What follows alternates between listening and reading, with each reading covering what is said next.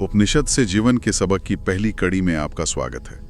आज हमारे पास उपनिषदों की शिक्षा से जुड़ी एक बड़ी दिलचस्प कहानी है जिसे एक नाटक के जरिए समझाया गया है और हम इसी की तह तक जाएंगे। ये कहानी हमें बताती है कि आत्मखोज का रास्ता तैयार जवाबों से नहीं बल्कि एक सच्चे सवाल से शुरू होता है। तो आज की हमारी पड़ताल का मकसद ये समझना है कि उपनिषद हमें जानने से ज्यादा पूछने के लिए क्यों उकसाते हैं। चलिए इस गुत्थी को सुलझाते हैं। तो कहानी की शुरुआत होती है आज के दौर में, एक पिता और पुत्र के बीच, मतलब एक सोच के टकराव से। पिता हैं गौरी शंकर, जो पारंपरिक तरीके से उपनिषदों पर प्रवचन देते हैं, और बेटा है नरेंद्र, एक मॉडर्न नाटककार। दोनों के बीच इस बात पर बहस है कि ये हजारों साल पुरानी बातें आज की जिंदगी में कहाँ फिट होती हैं। ये सिर्फ एक जनरेशन गैप नहीं लगता है ना? नहीं, बिल्कुल नहीं। ये तो पुराने ज्ञान और नई दुनिया के बीच की खींचतान है। बिल्कुल। और ये खींचतान सिर्फ उन दोनों के बीच नहीं है, ये हम सबके अंदर चलती है। कहानी का सूत्रधार एक बहुत बुनियादी सवाल पूछता है, क्यों असंतोष है? मित्रों, मैं सुखी होना चाहता हूँ। देखिए, यही वो एक लाइन है जो पूरी इंसानियत की कहानी कहती है। सुख की यही तलाश हमें समंदर की गहराइयों में भी ले जाती है और चांद तारों तक भी। हम एक तरह से अपनी सीमाओं से लड़ रहे हैं, उन्हें तोड़ना चाहते हैं। कहानी में एक नौजवान का भी जिक्र आता है जो किसी बंधन को मानने से इनकार कर लेता है और घर से भाग जाता है। ये जो विद्रोह की भावना है, अपनी मर्जी से जीने की चाह, ये कहाँ से आती है? ये हमारे अंदर की उस आवाज से आती है जो खुद को अभिव्यक्त करना चाहती है, जो कहती है कि मैं सिर्फ नियमों में बंद कर नहीं जी सकता, मुझे आनंद चाहिए, मुझे विस्तार चाहिए। उपनिषद इसी यात्रा को कहते हैं, सीमित से असीमित की ओर, नश्वर से अमरत्व की ओर। इसीलिए वो बार बार हमें जगाते हैं, उत्तिष्ठत जागृत प्राप्य वराण निबोधत। उठो, जागो और उस परम सत्य को जानने वालों के पास जाकर उसे जानो। ये जो खुद को अभिव्यक्त करने और सीमाओं से लड़ने की बात है, इसका सबसे बड़ा और ड्रामेटिक उदाहरण शायद हमें कुरुक्षेत्र के मैदान में मिलता है, जहां नरेंद्र अपने पिता के आदर्शों से लड़ रहा है, वहीं अर्जुन अपने ही परिवार से लड़ने की दुविधा में फंस गया है। वो अपना धनुष नीचे रख देता है और कहता है, हे कृष्ण, मैं अपनों को मारकर सुखी कैसे हो सकता हूं? ये सिर्फ एक योद्धा का संकट नहीं है, ये तो हर उस इंसान का संकट है जिसे कभी न कभी कर्तव्य और भावनाओं में से एक को चुनना पड़ता है। और यहाँ कृष्ण का जवाब उस संकट को एक नया आयाम देता है। वो अर्जुन को डांटते नहीं, बल्कि उसका नजरिया बदलते हैं। वो कहते हैं, तुम उन लोगों के लिए शोक कर रहे हो जो शोक करने योग्य है ही नहीं। और फिर वो आत्मा के अमर स्वभाव के बारे में बताते हैं। हाँ, कहानी में वो उपमा भी है। हाँ, एक बहुत सुंदर उपमा दी गई है। जैसे मनुष्य पुराने कपड़े उतारकर नए पहन लेता है, वैसे ही आत्मा पुराने शरीर को छोड़कर नया शरीर धारण कर लेती है, जिसे ना हथियार काट सकते, ना आग जला सकती। बिल्कुल। तो आत्मा के अमर होने की बात तो ठीक है, समझ आती है, लेकिन कृष्ण यही नहीं रुकते। वो अर्जुन के संकट को जड़ से खत्म करने के लिए उसे एक और भी बड़ा सच बताते हैं जो ब्रह्म की अवधारणा से जुड़ा है। वो कहते हैं, अहम ब्रह्मास्मि, मैं ही ब्रह्म हूं। और फिर वो कहते हैं, मैं ही सूर्य हूं, मैं ही वर्षा, मैं अमृत हूं, मैं ही मृत्यु हूं, मैं ही सत्य हूं, मैं ही असत्य भी हूं। ये तो दिमाग चकरा देने वाली बात है। इसका क्या मतलब है? इसका मतलब है कि पूरा ब्रह्मांड एक ही चेतना की लहर है। इसे ऐसे समझिए कि जैसे समुद्र में लाखों लहरें, बूंदें और झाग होते हैं, पर सब हैं तो पानी ही। अच्छा। उपनिषद कहते हैं कि हम सब उस एक ही परम चेतना यानी ब्रह्म के अलग अलग रूप हैं। इसलिए जब कोई कहता है अहम ब्रह्मास्मि, तो वो ये कह रहा है कि मैं उस अनंत समुद्र की एक लहर हूं और मेरे अंदर भी वही समुद्र है। लेकिन ये सुनने में बड़ा विरोधाभासी लगता है।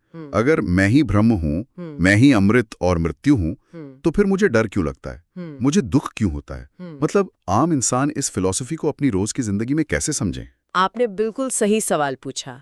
यही सवाल अर्जुन के मन में भी था। वो इस ज्ञान को बौद्धिक स्तर पर समझ नहीं पा रहा था, और इसीलिए कृष्ण उसे अपना विराट रूप दिखाते हैं। वो उसे दिखाते हैं, सिर्फ बताते नहीं। उस विराट रूप का वर्णन सुनकर तो रोंगटे खड़े हो जाते हैं।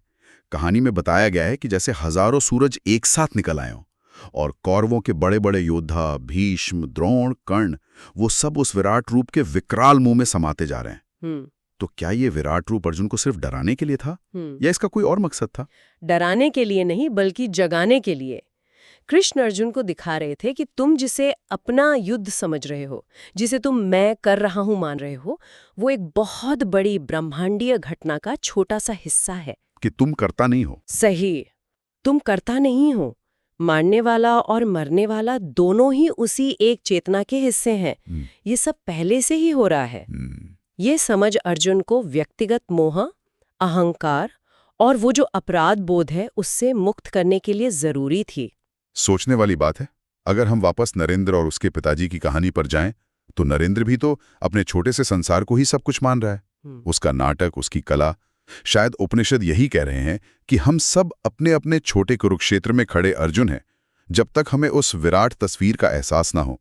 बिल्कुल, जब तक हम मैं और मेरे के छोटे से दायरे में जीते हैं, तब तक दुख और संघर्ष तय है। विराट रूप उस दायरे को तोड़ने का एक झटका है। कहानी में व्यास के शब्द यही कहते हैं, कुरुक्षेत्र में मरने वाला और मारने वाला वही था। युद्ध के बाद का दृश्य तो और भी मार्मिक है। गांधारी अपने 100 पुत्रों के शवों पर विलाप कर रही हैं और कृष्ण को कोस रही हैं। वो कहती हैं, तुम चाहते तो ये युद्ध रोक सकते थे, सब तुम्हारी वजह से हुआ है। मैं तुम्हें श्राप देती हूं कि जैसे मेरे कुल का नाश हुआ, वैसे ही तुम्हारा यदुवंश भी आपस में लड़कर खत्म हो जाएगा। एक मां के दर्द की इससे बड़ी मिसाल क्या होगी? और कमाल की बात यह है कि कृष्ण उस श्राप को चुपचाप स्वीकार कर लेते हैं। क्यों? क्योंकि वो जानते हैं कि गांधारी का क्रोध भी उसी विराट लीला का हिस्सा है। लेकिन तभी महर्षि व्यास वहां आकर एक ऐसी बात कहते हैं जो कहानी का रुख ही बदल देती है। वो गांधारी से कहते हैं कि इस 18 दिन के युद्ध में हजारों लोग नहीं मरे हैं, सिर्फ एक ही मरा है, बार बार। एक ही? हाँ, और वो है कृष्ण। गिरता था घायल होकर जो रणभूमि में, वो कोई और नहीं था, कृष्ण ही था। एक मिनट, ये तो और भी गहरी बात हो गई। इसका मतलब तो ये हुआ कि जब हम दूसरों को दुख पहुंचाते हैं या जब कोई और हमें दुख पहुंचाता है, तो असल में हम सब एक ही चेतना को चोट पहुंचा रहे होते हैं। ये तो जिम्मेदारी का पूरा कॉन्सेप्ट ही बदल देता है। यही असली इंसाइट है। ये हमें उस सवाल पर लाकर खड़ा कर देता है जो कहानी का केंद्र है। कौन रचता है हमारा संसार, मैं स्वयं या कोई और? गांधारी ने जीवन भर अपनी आंखों पर पट्टी बांध रखी थी। उसने सत्य को देखने से इनकार कर दिया। वो अपने दुखों का रचयिता कृष्ण को मान रही थी। लेकिन सच तो ये था कि उसके अपने पुत्रों के कर्म और उसका अपना मोह उस विनाश का कारण था। वो पट्टी सिर्फ कपड़े की नहीं थी, अज्ञान की थी। और कहानी हमें दिखाती है कि दूसरों ने भी आंखें होते हुए अज्ञान की पट्टी लगा रखी थी। ये दृश्य हमें सोचने पर मजबूर करता है कि हम अपनी जिंदगी में जब दुखी होते हैं तो उसका जिम्मेदार किसे ठहराते हैं?